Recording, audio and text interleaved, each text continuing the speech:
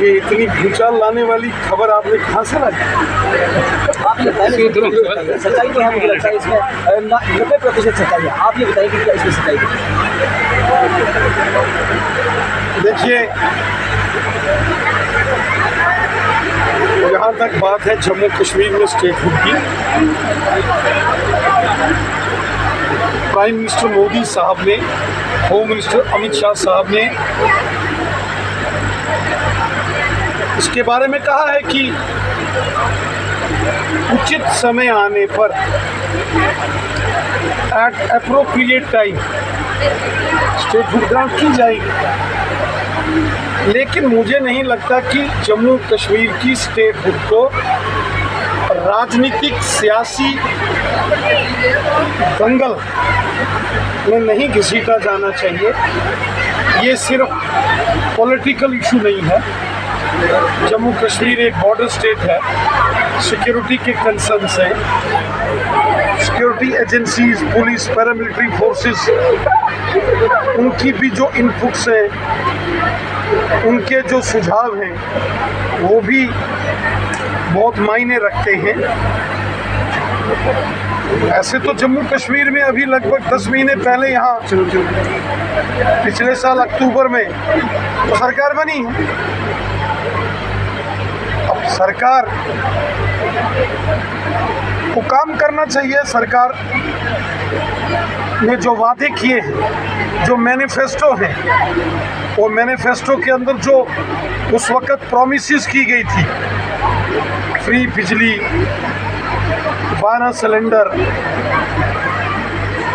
5 साल में 5 लाख नौकरियां, जिसके मायने हैं कि 1 साल में 1 लाख नौकरी, उसके बाद डेली वेजर्स को पक्का करना, राशन को डबल करना, जैसे जो बड़े मुद्दे थे उसकी ओर फोकस करना चाहिए। क्योंकि अब लगभग 1 साल, 10वां महीना तो चल रहा है और 2-3 महीने के बाद साल पूरा हो जाएगा। तो जब सरकार को 1 साल पूरा हो जाएगा तो सवाल तो लोग पूछेंगे। और मुझे नहीं लगता कि स्टेटहुड को इशू बना के कोई जम्मू कश्मीर में बड़ा सियासी दंगल नहीं करना चाहिए। बार बार के इलेक्शन कराना ठीक नहीं है। अभी 9-10 महीने पहले तो इलेक्शन हुए हैं। इलेक्शन इतनी आसानी से नहीं होते हैं। रविंद्र जी, आप सिक्योरिटी के कंसर्न है। जो खबर, जो सोर्सेज के हवाले से खबर है, उसमें ये बताया जा रहा है कि एक वर्ष जो अक्टूबर-नवंबर में होगा और सरकार की टाइम फिक्स और उसके बाद फिर से चुनाव होंगे। जम्मू कश्मीर रीऑर्गेनाइजेशन एक्ट कहता है कि जब स्टेटहुड की बहाली होगी तो असेंबली जाएगी। ये बात सच्चाई है? क्योंकि फारूक साहब स्वयं कह चुके हैं, उमर अब्दुल्ला साहब कह चुके हैं कि आप स्टेटहुड हमें दो, हम नेक्स्ट डे जाके एलजी साहब से मिलेंगे और असेंबली स्वयं डिसॉल्व कर लेंगे। मुझे नहीं लगता कि इतना जल्दी कोई इस किस्म का कोई फैसला करना चाहिए। अभी सरकार को बने हुए 9-10 महीने हुए हैं और सरकार को दाएं बाएं की चीज़ों को छोड़कर लोगों की बेहतरी, आवाम की बेहतरी, डेवलपमेंट की ओर ध्यान देना चाहिए। जम्मू कश्मीर की चुनी हुई सरकार को जो उन्होंने वादे किए हैं इलेक्शंस में, उन वादों को पूरा करने की कोशिश करनी चाहिए। सेंटर की मोदी हुकूमत में आपने देखा कि अभी 10,637 करोड़ के जो बड़े बड़े टनल्स, जिसमें हमारे यहाँ रजौरी पुंछ में भी लगभग 4,000 करोड़ का जो पीर की गली टनल बनेगा। इसी तरह साधना टनल जो वादिये करना, टंगधार और टिठवाल के लोग हैं, जो कि डिफेंस के लिए बहुत ज़रूरी है। पीर की गली टनल डिफेंस के लिए बहुत ज़रूरी है, सेना की मूवमेंट के लिए। और उससे पहले 4,224 करोड़ मोदी साहब ने प्रधानमंत्री सड़क योजना में दिया है और वो सड़कें पूरे जम्मू कश्मीर के गांव-गांव में वो नई सड़कें मंजूर हुई हैं। तो मोदी साहब ने पिछले 1 महीने में 15,000 करोड़ रुपया जम्मू कश्मीर में सड़कों, टनल्स और फ्लाईओवर्स के लिए दिया है। हम तो चाहते हैं यहाँ डेवलपमेंट होनी चाहिए। रविंद्र जी, आप हमारे सवाल से ध्यान भटकाने का प्रयास यहाँ पे कर रहे हैं। तो सवाल आपने डेवलपमेंट की आपने टनल की बात की, हज़ारों लाखों करोड़ के पैकेज की बात की, और जिस असेंबली कॉन्स्टिट्यूंसी के अंदर आप यहाँ खड़े हैं, सुंदरबनी जो डिवीजन नौशहरा के तहत आता है, सिटी टाउन की सारी सड़कें सुंदरबनी की काटी, उसमें कसूर बात।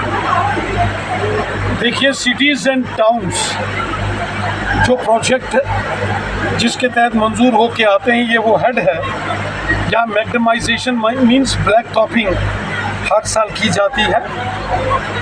और मैंने सुना है कि जो सुंदरबनी सब डिवीज़न है, यहाँ सिटीज़ एंड टाउन्स का वो प्लान जो हमारे यहाँ के ऑनरेबल एमएलए ठाकुर रणधीर सिंह साहब ने प्रपोज किया था, वो सारा का सारा प्लान काट दिया गया है।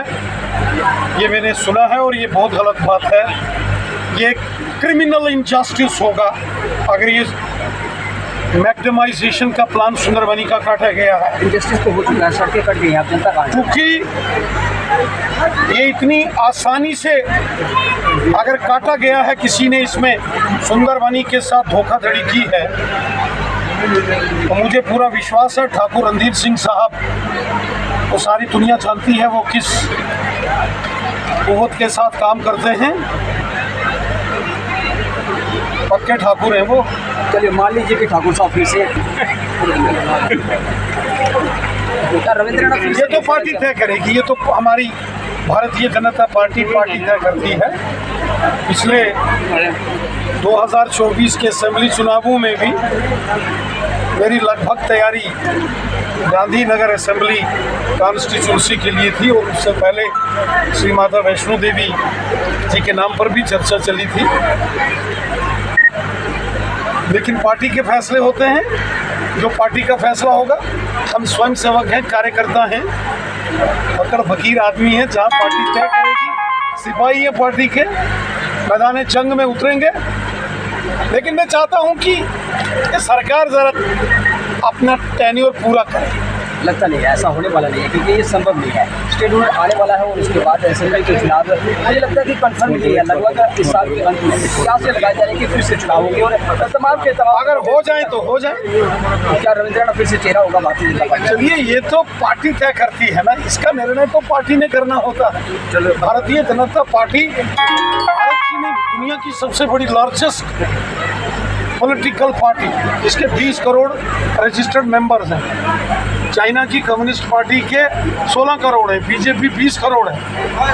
पार्टी तय करेगी, हमारे राष्ट्रीय अध्यक्ष, उसके बाद माननीय प्रधानमंत्री जी, माननीय गृह मंत्री जी, उनके फैसला होगा, और जो फैसला होगा तय करेंगे। इसका मतलब रविंद्रनाथ ने मान लिया कि चुनाव आने वाले हैं, फिर से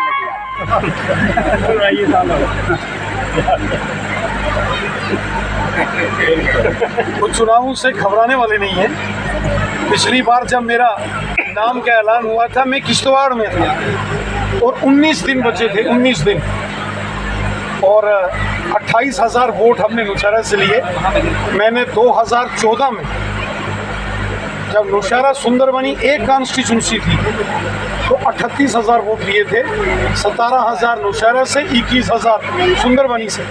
तो इस बार जब सुंदरबनी का 36,000 वोट डिलिमिटेशन में नौशहरा कॉन्स्टिट्यूंसी से काट के कालाकोट में लगाया गया, तो फिर भी नौशहरा कॉन्स्टिट्यूंसी में 28,000 वोट भारतीय जनता पार्टी के उम्मीदवार के नाते मुझे मिला। जो 2014 में मुझे 17,000 था, 11,000 वोट नौशहरा कॉन्स्टिट्यूंसी में हमने 2014 की बानिस्बत 24 में ज़्यादा लिया है। एक बात होता है कि और दिन 19 थे, मैं किश्तवाड़ में था जब वहाँ शगुन परिहार जी का नॉमिनेशन भरवा रहा था, और सुनील शर्मा साहब, बाद में टोडा, शक्ति परिहार जी, दिलीप परिहार जी, राकेश ठाकुर साहब, इनके नॉमिनेशन भरवा रहा था। तो वहाँ से कहा गया कि आपने वहाँ से चुनाव लड़ना है। ये पार्टी के फैसले। इस बार तैयारी कहाँ से है, क्योंकि 2024 के बाद एक हिंदुस्तान का अगर पार्टी कहेगी लाल चौक से लड़ो तो मैं लाल चौक से लड़ूंगा। एक बात तो तय है कि रविंद्र राणा 2024 के बाद उसने मैदान नहीं छोड़ा और एक सबसे सिपाही की तरह वोटों पे खेले वो घर घर। फैसला पार्टी ने करना होगा जब भी चुनाव होगा। मुझे नहीं लगता कि चुनाव अभी 4 साल और बचे हैं, 1 साल हुआ है, 4 साल के बाद होगा। हो सकता है 4 माह में ना। तो भैया अब जहां से पार्टी तय करेगी, अगर पार्टी कहेगी कि रविंद्र रैना को लाल चौक से उतरना है तो रविंद्र रैना लाल चौक से भी चुनाव। क्या 29 एमएलए फिर से आ सकेंगे अगर चुनाव फिर से हुए?